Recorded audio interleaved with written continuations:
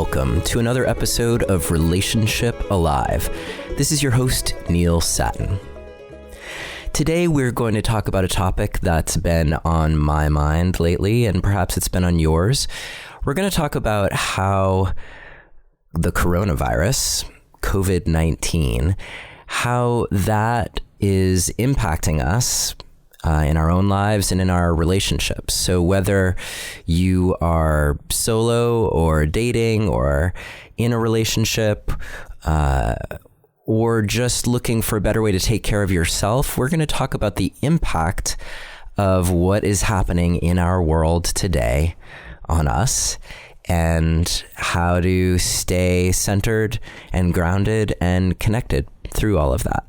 So that is what is in store for today. I had something else planned, but sometimes you got to just go with what is right there in front of you. And if this isn't in front of you already, it probably will be soon. Hopefully not in a dire way. But let's be real. This is a serious issue that we're facing here in our world today. And I want to be here to help support you through that. Now, you might be able to hear that my voice is a little congested. I've been fighting a cold. I'm pretty sure that it is not the novel coronavirus. So fingers crossed, but I don't have all the symptoms. So my healthcare provider tells me that I should just drink lots of fluids, get some rest, and stay the course. So we'll, of course, keep you posted on that. And I'm just going to start by sending some love and care to you today, hoping that this virus doesn't impact you and that it also doesn't impact people that you love.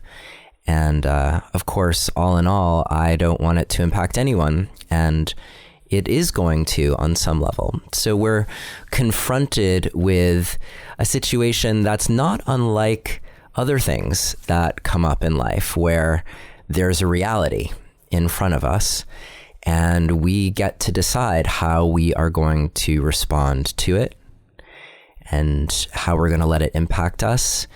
And also it gives us a chance to discover yet again what is in our control and what is not, and to make the best of what is in our control.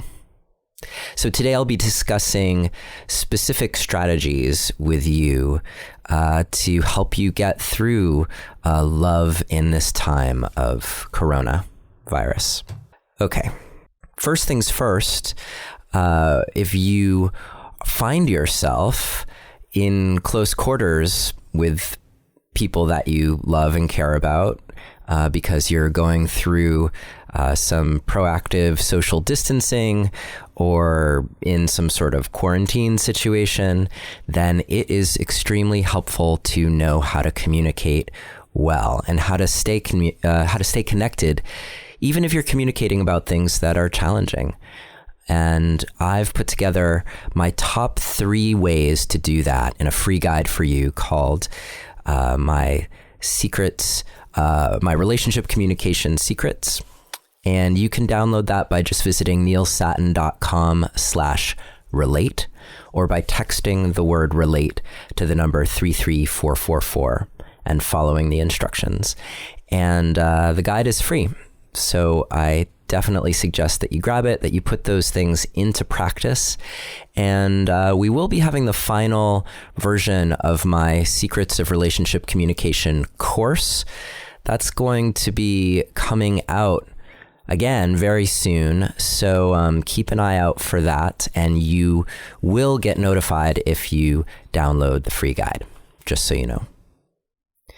Also, it takes a village in so many ways, and it takes a village to keep Relationship Alive going. And I've really appreciated your generous support of Relationship Alive, the podcast, our mission.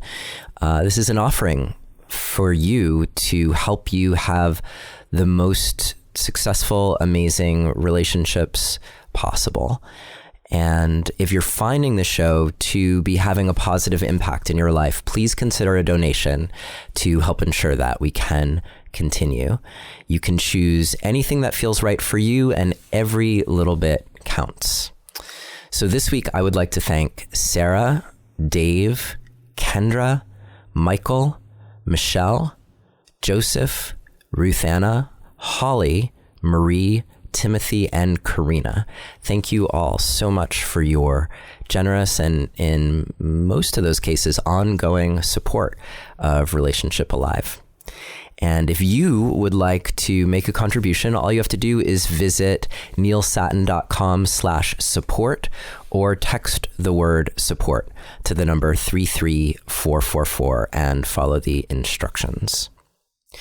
And speaking of support, if you are looking for another way to expand the web of support that you have in your life, you can come join the Relationship Alive community on Facebook. It's free, and we are endeavoring to create a safe space for you to talk about your relationships, personal development, and anything that impacts the ways that we connect with each other.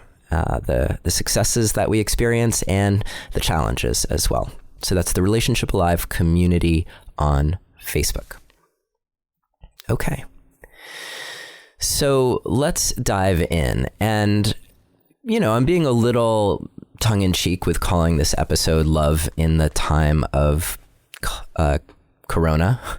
It's obviously a reference to the novel Love in the Time of Cholera by Gabriel Garcia Marquez. And I read that book way back in college. To tell you the truth, I don't remember a lot about it, but I do remember that it covers the complexities of love and relationship and long-term relationship. And there's a comparison between love and a sickness. So there's this sense that we have that life is complicated, and it's going to be complicated no matter what. And the things that we sometimes think are true or easy or that we take for granted they don't always appear. They don't always, what am I trying to say here? Things are not always as they seem. That's what I'm trying to say. And I think that was a central theme in the book, that there are things that you assume to be true that actually end up not being true. And of course, it's a romantic novel that covers decades and decades of the lives of the two main protagonists. And the reason that I wanted to refer to it here is because we are in this position where we can't escape what is happening around us.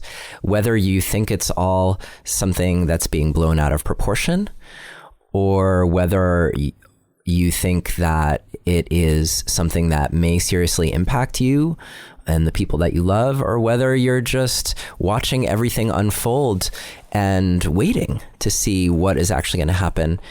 There's almost no way at this point that you can avoid the impacts of COVID-19, the new coronavirus, on your life. Big events are being canceled or postponed, at least. This has been a consideration for me because I'm working on doing my live show and bringing it to a major metropolitan area near you. And it's a little challenging to think about planning something like that when there's so much uncertainty at the moment about whether these large events are actually going to be happening. So life is interesting right now. And, I have two young kids in school. I have a mother with a compromised immune system. I have a 97-year-old grandmother. So as I look at the landscape of life, there's a lot to ponder. And so let's just cover some of the basics. This portion of the show is going to be my public service announcement. Essentially, what we want to do is something that has been called flattening the curve. So maybe you've heard of that and you know what I'm talking about. If you don't, let me just tell you that what we are trying to do is slow the spread of this virus by employing some measures that I'll be talking about in a moment. And the idea of slowing it is to, one, prevent our healthcare systems from being overwhelmed, like is already happening in some parts of the world. So as much as possible, if we slow the spread of corona, then we are doing our part to help overall the healthcare system keep up with whatever demand this illness puts upon it. And of course, also, as long as we're able to delay the spread, then our chances improve of a vaccine or a really effective treatment being discovered to help more people get through it.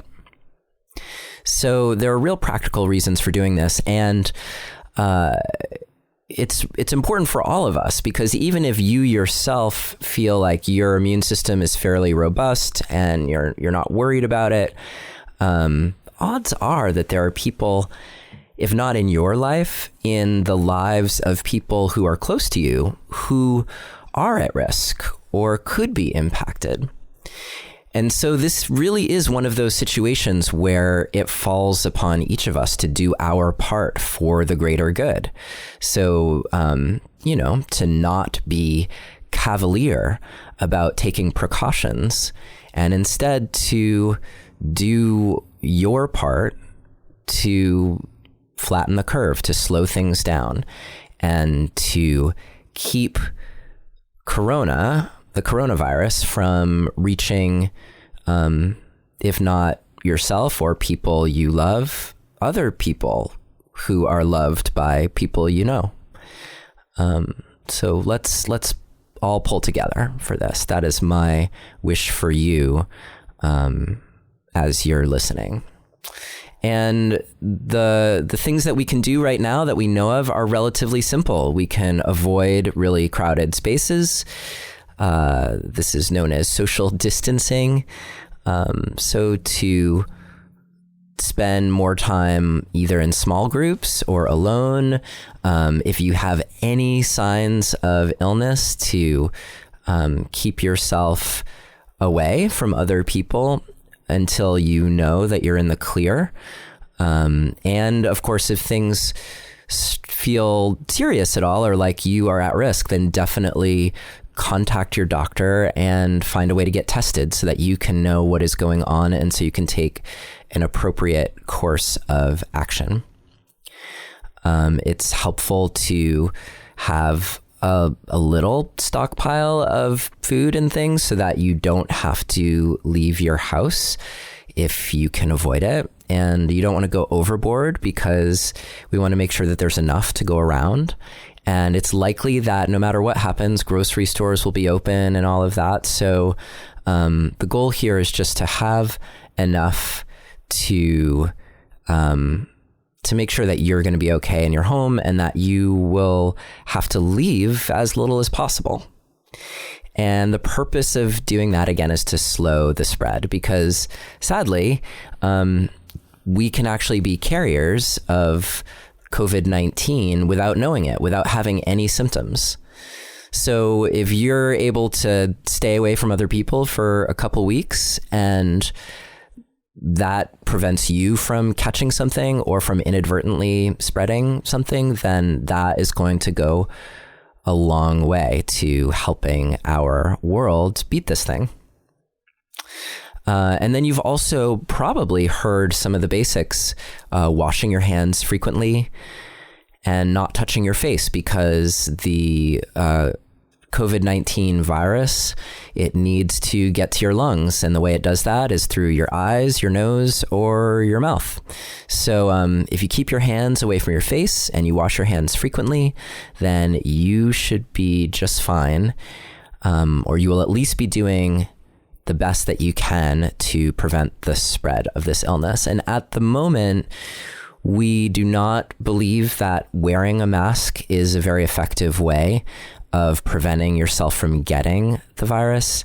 And people stockpiling masks is actually creating a problem in the healthcare industry because our doctors and nurses and first responders don't have the masks that they need.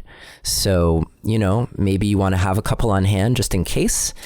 But other than that, it's probably better to ensure that masks can get to where they're needed most with the people on the front lines of fighting this thing.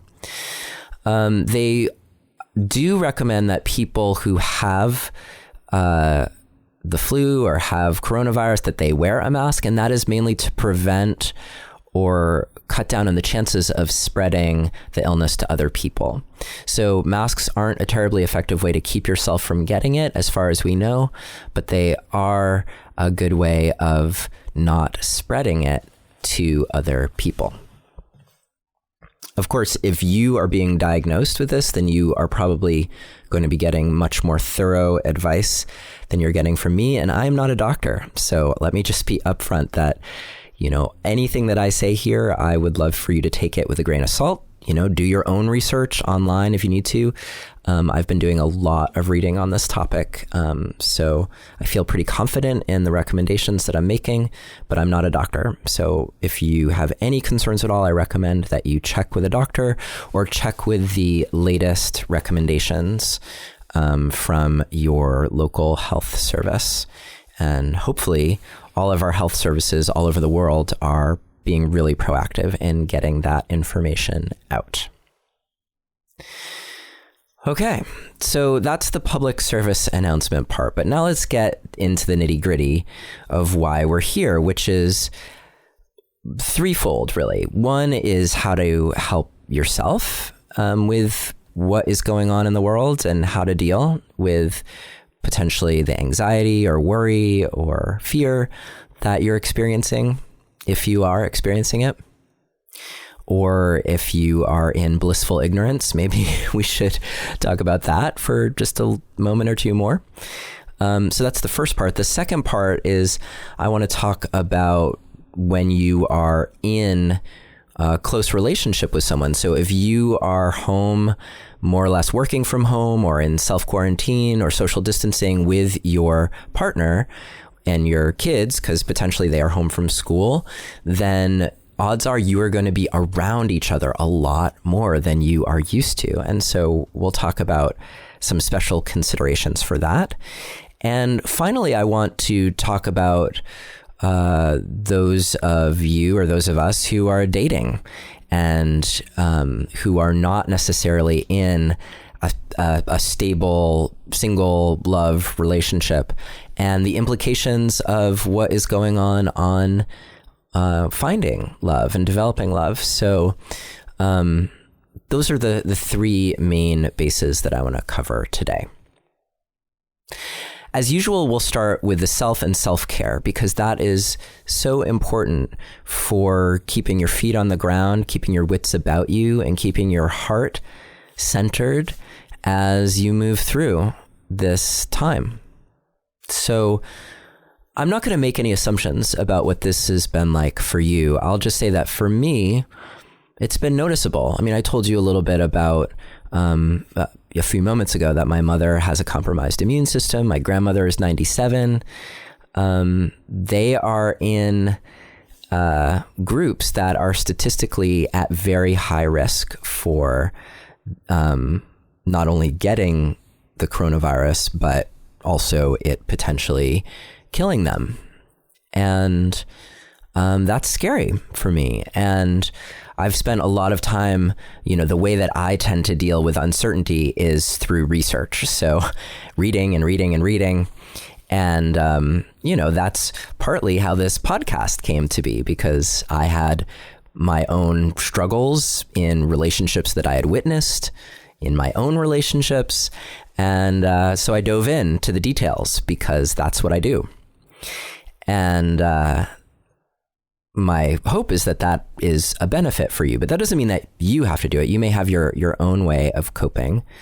And I think the first thing is just to acknowledge that it's very possible that whatever your experience is, that you are below it all experiencing some stress. So whether that stress is anxiety and worry and fear, or anger at people for blowing this way out of proportion, or whatever it is, no matter how stressed you are, that stress is something worth confronting and doing something about, because stress suppresses our immune system, for one thing. So the more that you can confront your stress and bring yourself into balance, the better off you will be when it comes to just having a system that can fight whatever is going on in the world around you, whether that just be a cold or coronavirus. And it also is going to help you show up better for other people in your life. There's nothing like trying to interact with the world or trying to move through a stressful situation or conflict with another person when you yourself are stressed and dysregulated. So there's never been a better time for you to establish a routine of checking in with yourself. How are you doing? And you could start with something with kind of like broad strokes, like maybe every time you brush your teeth, which is perhaps 2 or 3 times a day, you use that as an opportunity, a reminder that you should check in with yourself and ask, like, how am I doing? What am I feeling right now? Where do I notice that in my body? Does it make sense? Does it make sense with everything that's going on in my life? So start doing this as a way of regularly taking your emotional pulse so that you can have a sense of what's really happening with you and what, if anything, needs to be addressed. If you notice that you are feeling something in particular, anxiety, fear, sadness, confusion, then it's worth taking an extra step and asking yourself, what is at the root of that? And is there something I can do? Like, what aspect of this can I control, and what aspects of this can I not control? And of the aspects that you can control, then you might ask yourself, well, what can I do to improve that thing? So if you're feeling uncertain, then maybe there are things you can do to get more certainty. If you're feeling disconnected or like you're alone, then what can you do to reach out and connect? If you're feeling nervous for another person in your life, then what can you do to reach out to them and tell them that you care about them? Right? These are all just simple ways of being proactive around noticing your emotional state and taking care of yourself to hopefully bring yourself back into balance.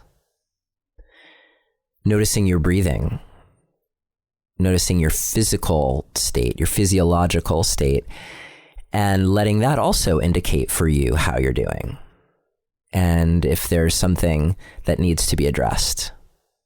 So you might think that you're totally fine, but if you check in with your body, you notice like, oh, my heart's pounding, or oh, I'm kind of sweaty. Well, those might be signs of stress or something going on. And if you do notice those things, then what can you do?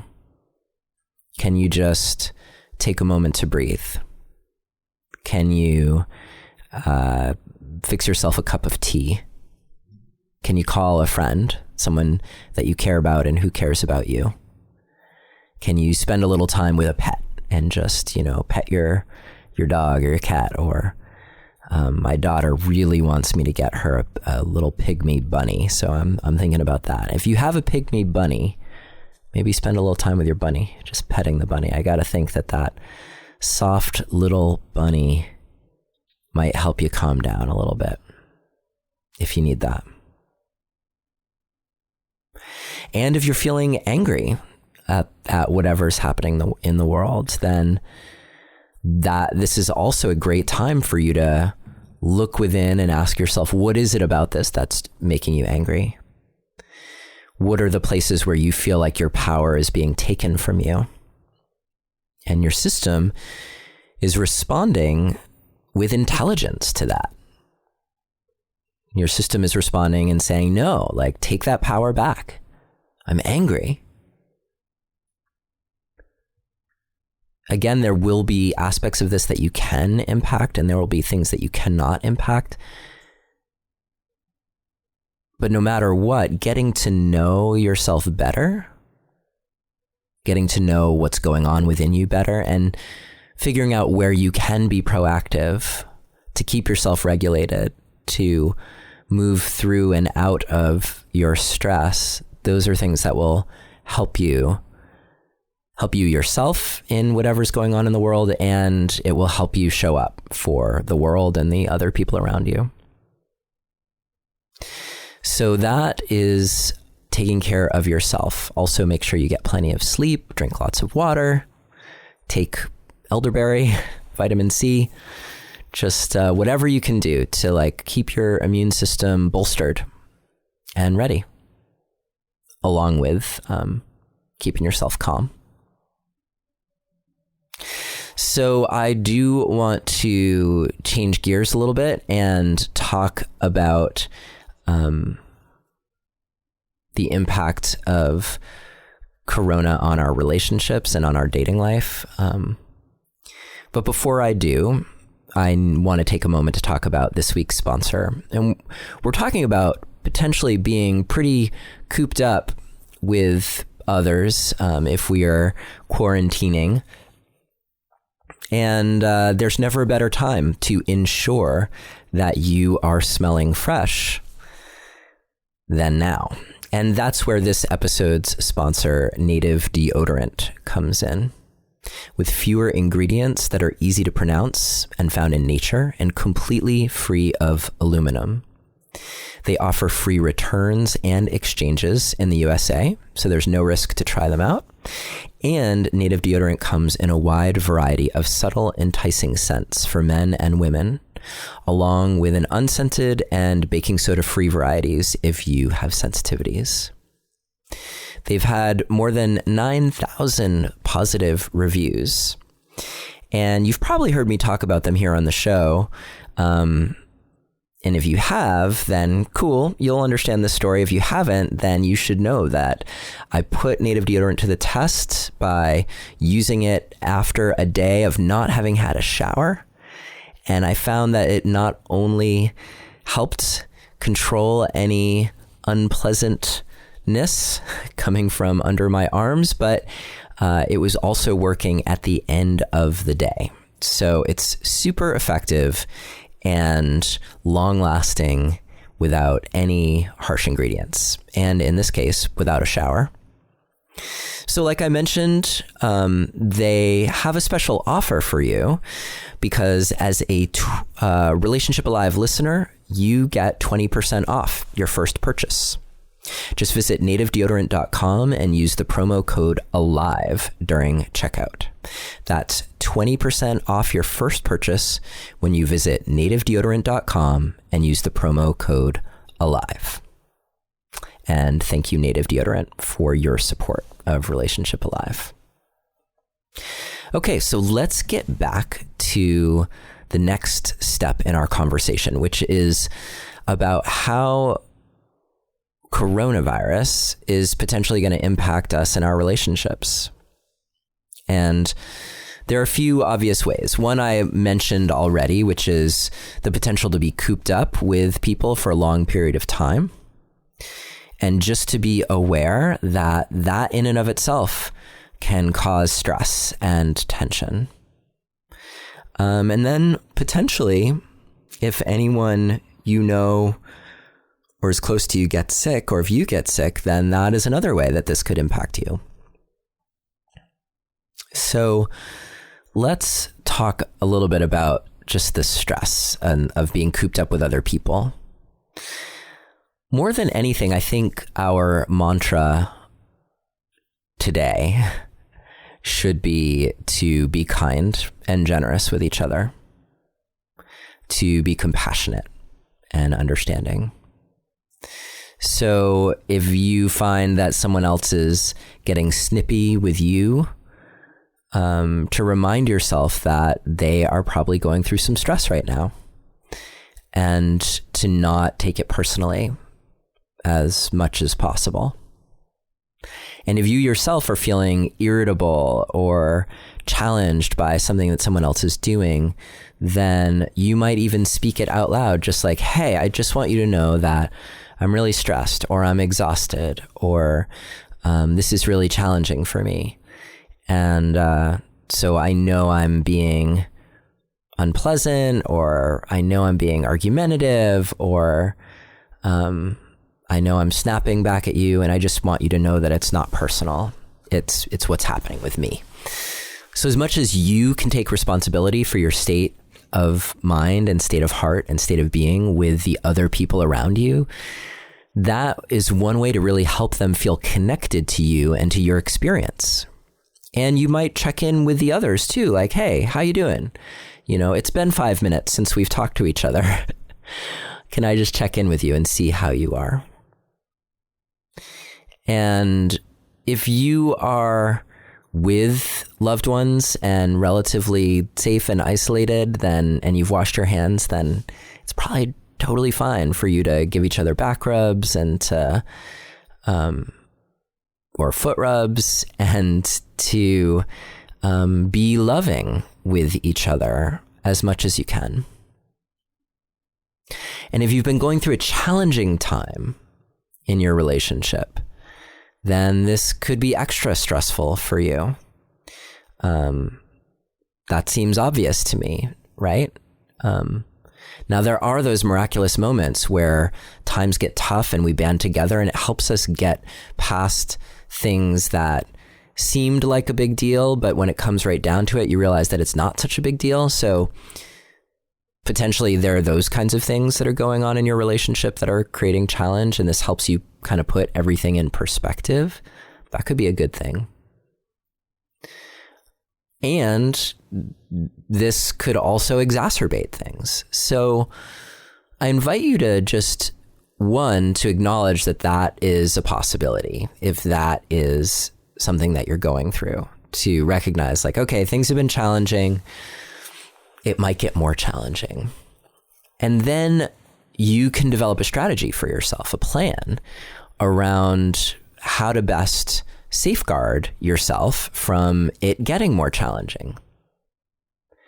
So if there are things that you know are particular triggers for you with this other person, or ways that you trigger them, then you might take special care to not trigger the other person and to create safe boundaries around yourself to keep your tender spots from being poked at and triggered as well.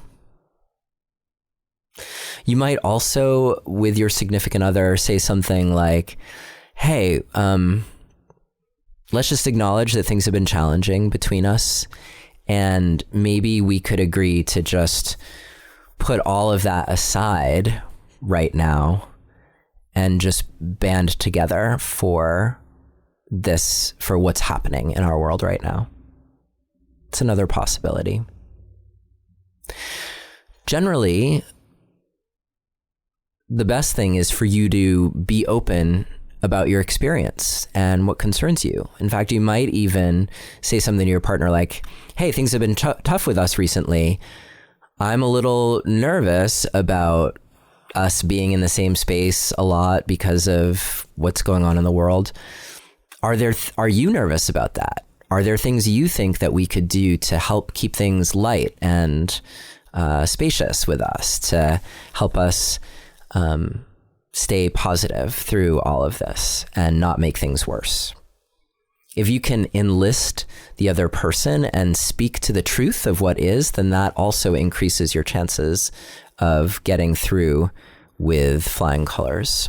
And I encourage you to do that as well. And in the end, if you need to, I encourage you to take space. And this can be a very useful strategy for everyone who is sharing space together, if you are sharing space, to work out a system for when anyone can say, hey, I need a timeout for myself, and where that timeout and space is granted so that you or the other person can have some moments alone to recharge. And and I encourage you to work those things out ahead of time if possible, so that you're heading it off at the pass and you're being proactive. And that way those conversations will have happened so that you can make space for other more important conversations that may come up during all of this time. Now, if you are single or solo, let's move along, I guess. And of course, if you have specific questions around this stuff, you can always record yourself asking the question and send it to me. The email address is questions@relationshipalive.com. I'm happy to receive and answer your questions publicly so that I can, of course, keep you anonymous, but so other people can benefit from the questions that you have. So if you're single or solo or dating, like, what do you do in your circumstances? Well, here are a few things that come to mind. The first is that there's potential for you to be extremely isolated, and that isn't necessarily healthy either. I mean, being completely isolated will theoretically prevent you from getting the coronavirus. But it might be really psychologically challenging to be that isolated. So this is a time where I would encourage you to find ways to stay connected. There are great free ways to, drive your car on, but what I really mean is there are great free ways that you can stay connected with other people. If you have internet access or a phone, you can do Google Hangouts or FaceTime or Skype calls. I really love the video conferencing technologies. In fact, most of my clients that I see, and I see clients all over the world, we do that using Zoom or Skype. And I'm so used to it now that it really feels as though we are in the same room with each other. And so I encourage you to reach out to other people, to not just get isolated in your home, but to find ways to reach out and connect using technology, using whatever technology is available to you. And if you don't have a phone and you don't have a computer, then of course I'm wondering how you're listening to this podcast. But you could always sit on your stoop outside and, if you're out in the fresh air, the odds are pretty good that you're not going to catch coronavirus and that someone walking by would not catch it from you or give it to you. And you could just say hello to people who are walking by and just be friendly and just ask people how they're doing. And you can point out, like, I don't want to shake your hand or give you a hug, but I just wanted to check in with people in the world and see how you are doing. And you may be surprised. You might make someone's day by simply saying, hey, how are you? This is all pretty weird, isn't it, that we're going through? Because most of us have never had to go through something like this in our lives. Not all of us. So if you have gone through this, perhaps you even have expertise that you can lend to those of us for whom this is new and scary and confusing. This is a good time for you to speak up and lend your expertise to the occasion. So that's combating social isolation, even though we want to be doing social distancing in order to flatten the curve.